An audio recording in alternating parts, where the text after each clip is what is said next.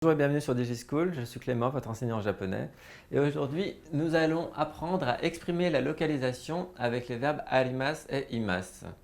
Donc, comme je l'avais précisé à l'écrit, alors il faut d'abord faire une différenciation entre arimasu et imasu. Arimasu et imasu sont deux verbes homonymes qui en fait signifient il y a, avoir, posséder, entre autres.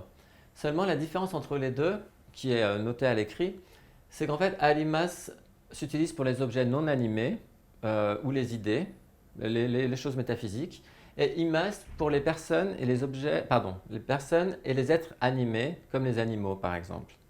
C'était un peu plus complexe la distinction, mais dans le japonais moderne, on utilise imasu pour à peu près tous les animaux.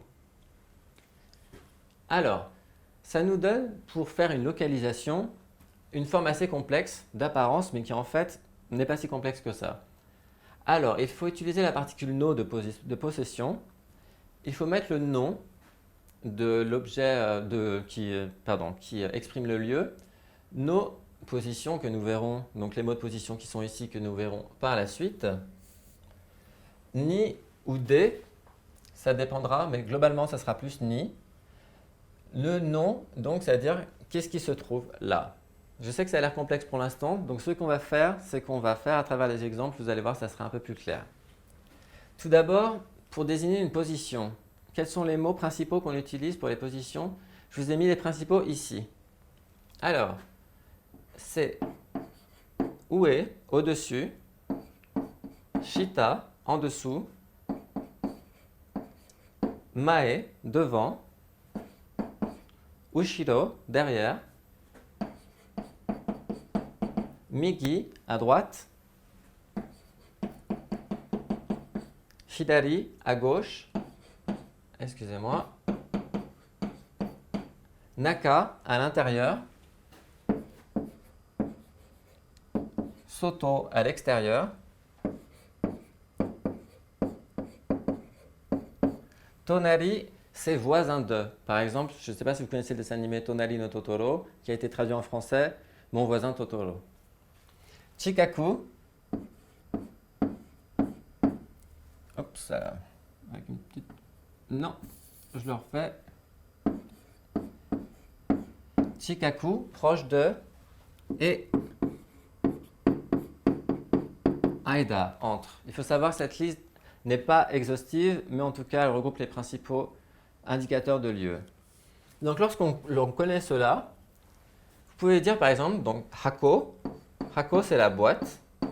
Hako no naka ni. Donc, hop là. Hako no naka ni, à l'intérieur de la boîte. Alors, le caractère suivant, c'est la représentation de la réalité. Donc, c'est shashin, la photographie. Donc, à l'intérieur de la boîte ni, pour dire le lieu, il y a, donc arimasu, particule ga, une photo ou des photos. Donc, à l'intérieur de la boîte, il y a des photos. Autre exemple, tsukue. Donc, tsukue, tsukue, c'est la table. Ue, c'est au-dessus. Donc, tsukue no ue ni, au-dessus de la table, il y a imasu, pas arimasu. Donc, ça veut dire que ça sera soit une personne, soit un être animé. Dans ce cas-là, c'est neko. Neko, le chat. Donc, au-dessus de la table, il y a un chat. Et enfin, en conclusion, c'était pour dire qu'il y avait d'autres formes possibles pour la localisation, notamment avec wa, ni.